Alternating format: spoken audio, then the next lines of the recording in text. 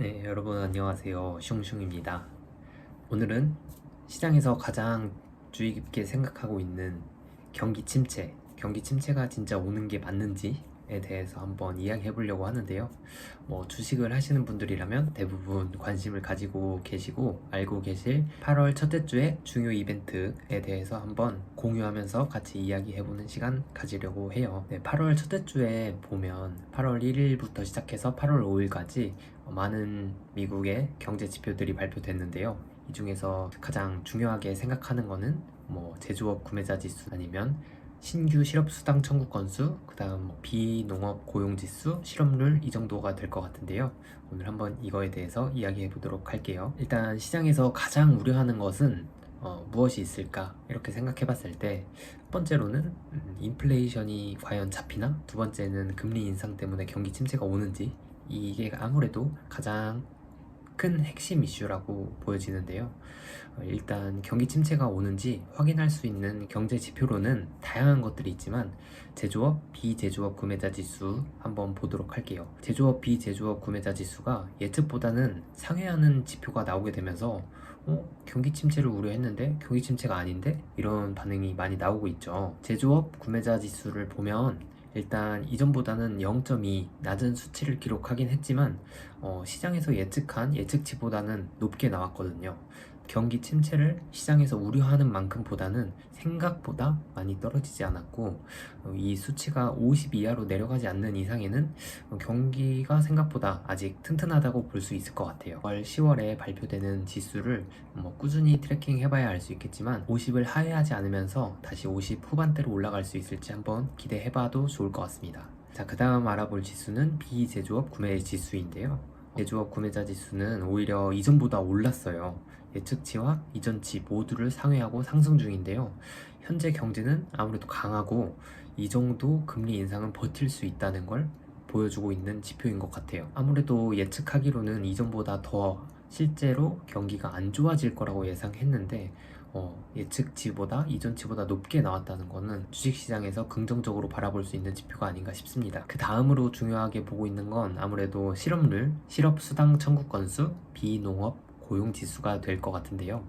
경기 침체가 온다고 하면 실제로 소비자의 심리가 위축되면서 이 소비가 실제로 위축되고 기업의 실적이 안 좋아지겠죠. 아무래도 소비가 위축되다 보니까 기업의 판매 상품이 잘 팔리지 않고 기업의 실적 부진으로 이어지게 되는데, 그렇게 되면 기업에서도 돈을 마땅히 벌지 못하기 때문에 그전보다 고용을 줄이거나 또는 해고를 하게 되죠.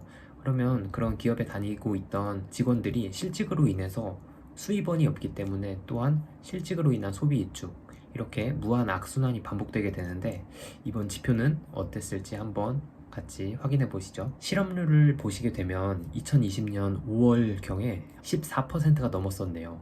이 14%가 넘었던 때에 비하면 지금은 거의 아무것도 아닌 수준이고 크게 실업률이 늘거나 줄지도 않았습니다. 이렇게 표에서도 볼 수 있듯이 2018년도부터 기준으로 봐도 아주 평균적인 수준으로 보여집니다. 그 다음으로 보실 건 비농업 고용지수인데요. 비농업 고용지수는 농축 산업을 제외한 고용 인구수 변화치를 나타내는 지표인데, 이전 대비 증가했고 예측치보다 약 2배가량 넘게 상회하는 지표가 나왔습니다. 실제로 시장의 우려만큼이나 고용은 줄지 않고 있고 오히려 일자리가 있는데 일을 해줄 사람이 없다는 이야기가 나오고 있죠. 바로 이어서 신규 실업수당 청구 건수도 볼 텐데요. 신규 실업수당 청구 건수를 보면 처음으로 실업수당을 신청한 사람의 수를 측정하는 지표인데 예측치보다 높게 나오긴 했지만 한 약 1K 정도의 오차라서 크게 늘지는 않아서 시장에 영향을 줄 만한 부분만큼 증가하진 않아 보인다 라고 생각이 되네요. 2020년대 코로나 때를 보면은 정말 어마어마했던 것 같네요. 결론은 세계의 중심인 미국 시장의 지표로 봤을 때 금리 인상에도 불구하고 고용시장은 아직 건재하다는 모습을 보여주고 있어요. 금리 인상 여부는 이제 다음 9월경에 결정될 건데, 그것의 결과를 알기 전에 다음 주에 있을 8월 10일 이 소비자 물가 지수 CPI를 보면은 어느 정도 해답이 나올 것 같습니다. 8월 둘째 주 중요 이벤트를 가지고 왔는데요. 이전에 9.1%로 가장 높은 인플레이션 수치를 보여주었는데 예측치는 8.7%로 줄어들 것을 예상했어요. 시장이 예측하기로는 이제 소비자 물가 지수가 어느 정도 잡힌다, 피크아웃의 신호를 보여주지 않을까 싶은데요. 유가를 비롯한 식량, 그리고 원자재 등 아주 가격이 예전 대비해서 많이 하락하고 있기 때문에 어느 정도 인플레이션의 피크아웃은 실제로도 피크아웃이 예상되곤 있죠.